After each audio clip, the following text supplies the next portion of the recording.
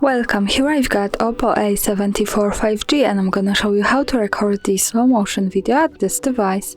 So at first we have to tap on the camera button to open it, and for now we are in the standard photo mode. Let's change it by using this settings bar and just simply going to the right to more. Here we have access to other modes of this camera, and one of this is the slow motion. So let's pick it.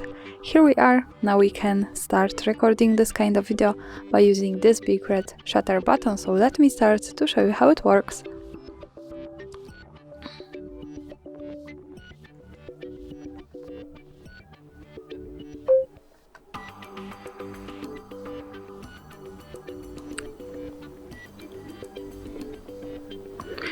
And now let's stop by tapping again on this button. To see the video, let's move to the left one that follows us straight to the gallery. And this is how the slow motion video looks like at this device. Thanks for watching, subscribe our channel and leave the thumbs up.